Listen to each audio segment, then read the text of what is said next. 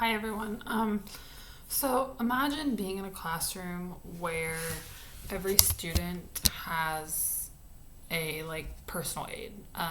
So I work currently as an aide um, for a whole grade level, like not a whole grade level, but for a school for the whole social studies department. But here I'm talking about a personal aide or a learning guide that knows each person's strengths. And can support them and their struggles and helps them practice what they need and the skills that they need to make me help with their learning and help them feel more comfortable. um, um, Imagine um, a student being comfortable learning and feeling like they have the support, but I feel like that's what we kind of need today for some like the lower grade levels, because as we as a whole move more digitally, um, like technology first, in our schools, um, we need that for our students. And if we can help at a lower grade level help them learn about technology and different little things, uh, that would help. But I feel like um, in education we're moving more forward, and isn't just like the tools themselves, but we can use these tools to help empower them, like them as learners, and make learning more accessible, and create different opportunities that we haven't before, because technology, since COVID, has really boomed. Um, so here's how I think AI has transformed like education. It's become more personalized. AI can kind of help personalize it to you. They can tailor the content to fit you, and your students' reading levels, your interest, like you can just tell them like your interest and the goals. Um, for me, I work in special education, like intervention. I'm an aide. It really helps students get the support that they need, and meets what content area they are, helps them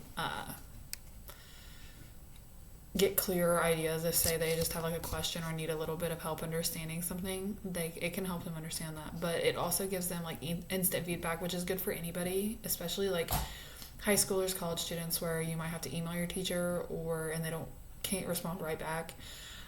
But tools like AI can help you revise your writing, like for English, essays. Essays were always hard for me, but like it's kind of like you can use like Grammarly to revise it, but it can help with like content errors, spelling errors. When you have sources, I know a lot of students struggle with citing sources in like an APA or MLA format, but it can help you do that, kind of like a citation machine. That's what I always used as a kid. But it can also help the teachers as well, get relief like with their workload, because if they can go ask AI a question, if they can get a solid answer or the answer they need, it can help relieve the teacher a little bit, and their workload, because we are a little over. We have a lot to do, and we all know that. But it can help the teacher, um,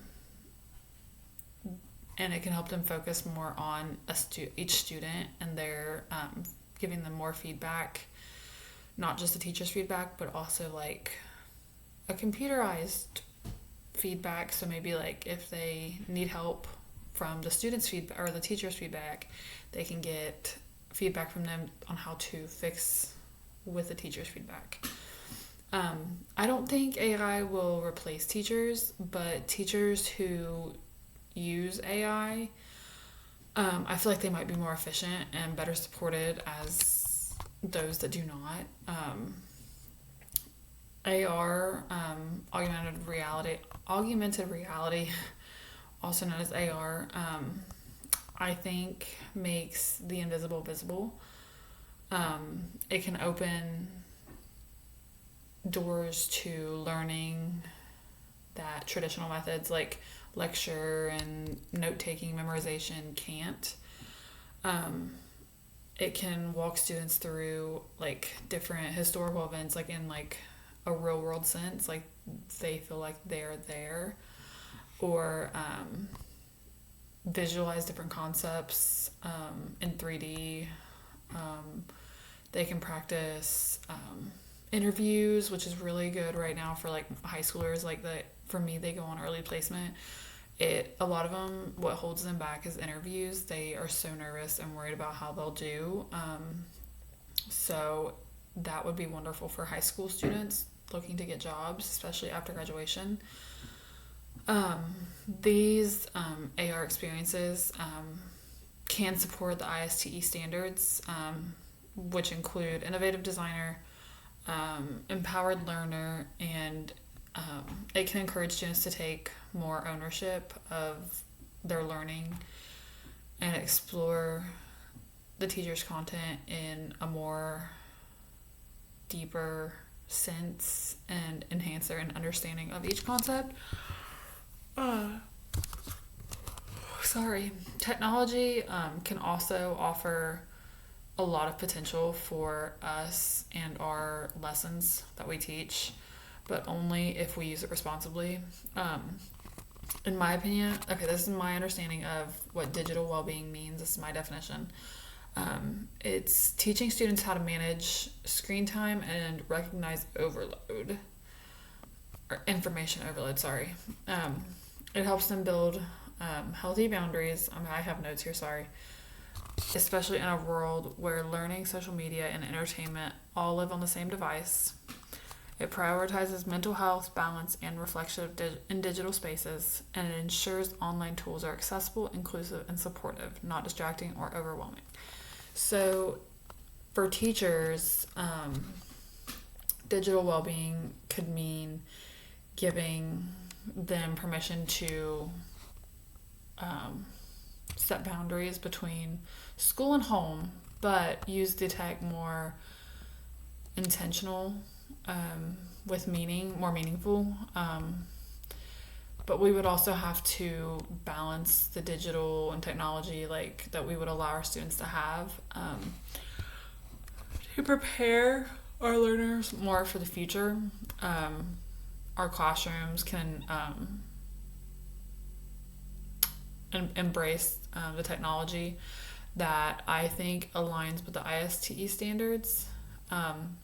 Empowered learners, students can set goals. I have notes here, let me read them. Students can set goals, track progress, and use technology to take charge of their learning. Knowledge constructors, students research, evaluate sources, and build meaningful digital products. Innovative designers, they create solutions, experiment, and apply designs thinking to real problems. Creative communicators, they build podcasts, videos, infographics, AR scenes, and other digital works. And global collaborators, they connect with peers from across the world. They can, contact, or even watch videos like YouTube, and learn through their experiences. So that's how I think. That's just some. There's more, I'm sure, but that's the IST standards and how classrooms can embrace the technology to fit those standards. Classrooms that adopt these standards, I feel like will be more ready for the future of technology. But I think the future of education isn't about choosing between technology and human connection, like face to face.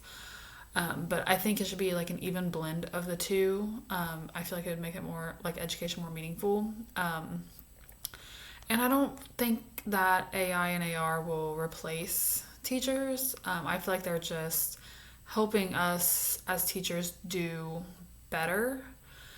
And if we can learn how to use it and make sure that we're using technology more meaningfully, then we can enhance our lessons and make our students understand each lesson better.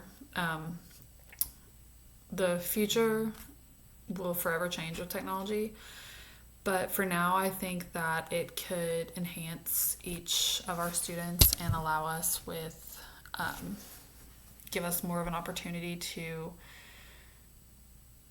teach with other sources. So that's my TED Talk for today. Thank you guys.